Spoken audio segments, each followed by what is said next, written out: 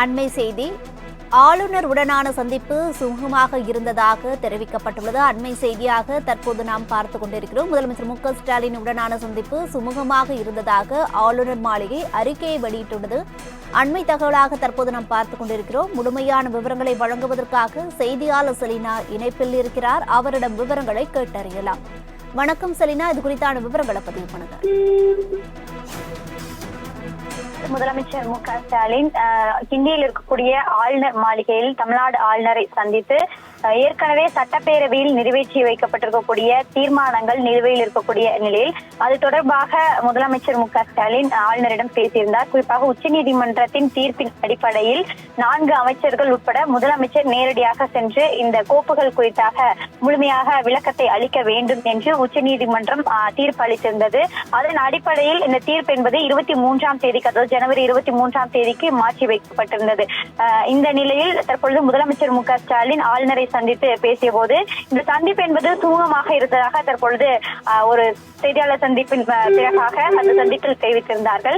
அதன் அடிப்படையில் பல மாதங்களாக ஆளுநரிடம் ஒப்புதல் அளிக்காமல் நிலுவையில் இருக்கக்கூடிய பல்வேறு கோப்புகளை விரைந்து ஒப்புதல் அளிக்க வேண்டும் என்று தமிழ்நாடு அரசு மீண்டும் ஒருமுறை கோரிக்கை வைத்திருப்பதாகவும், அதே போன்று தமிழ்நாடு சட்டமன்றம் மீண்டும் நிறைவேற்றி அனுப்பி வைக்கப்பட்டிருக்கக்கூடிய பல்கலைக்கழகங்கள் மீதான 10 மசோதாக்களை அரசியல் சாசனத்தில் எங்கும் குறிப்பிடாத வகையில் தேவையின்றி குடியரசுத் தலைவருக்கு அனுப்பி வைக்கப்பட்டு இருப்பதாக அந்த மசோதாக்கள் அனைத்தும் திருப்பி அனுப்பி வைக்கப்பட்டிருந்ததாகவும் அவற்றிற்கும் விரைந்து ஒப்புதல் அளிக்க வேண்டும் என்று தற்பொழுது முதலமைச்சர் மு.க.ஸ்டாலின் ஆளுநரை சந்திக்க போது வேண்டுதல் விடுத்திருந்ததாகவும், ஊழல் வழக்குகள் சம்பந்தப்பட்டிருக்கக்கூடிய அதிமுக முன்னாள் அமைச்சர்கள் கே.சி. வீரமணி, அதே போல எம்.ஆர். விஜயபாஸ்கர் ஆகியோர் மீது லஞ்ச ஒழிப்புத்துறை தொடர்ந்து அனுமதி என்பது அளிக்கப்படாமல் இருக்கக்கூடிய நிலையில் அந்த கோப்புகளும் பல மாதங்களாக ஆளுநர் வசம் நிலுவையில் இருக்கின்றது. அதற்கும் விரைந்து ஒப்புதல் அளிக்க வேண்டும் என்று இந்த சந்திப்பின் போது வலியுறுத்தி இருப்பதாகவும், கே.சி. வீரமணி உள்ளிட்டவர்கள் தொடர்பாக 15 மாதங்களாக இந்த கோப்புகள் என்பது நிலுவையில் இருக்கிறது. அதே போல விஜயபாஸ்கர் மீதாக இருக்கக்கூடிய அந்த கோப்புகள் 7 மாதங்களாக இருப்பதாகவும் இதில் குறிப்பிட்டிருக்கிறது.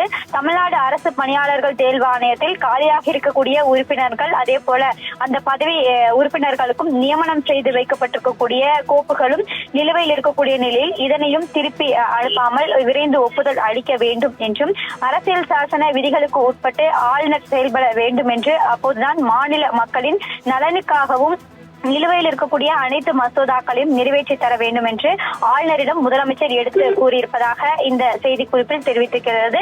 அதே போல இந்த ஆலோசனை கூட்டத்திற்கு பிறகாக அரசின் சார்பாக மேற்படி இருக்கக்கூடிய கருத்துக்களையும் முதலமைச்சர், அமைச்சர்கள் ஆகியோர் எடுத்து கூறியிருப்பதாக தமிழ்நாடு முதலமைச்சர் சார்பிலாக தற்பொழுது அறிக்கை ஒன்று வெளியிடப்பட்டிருக்கிறது.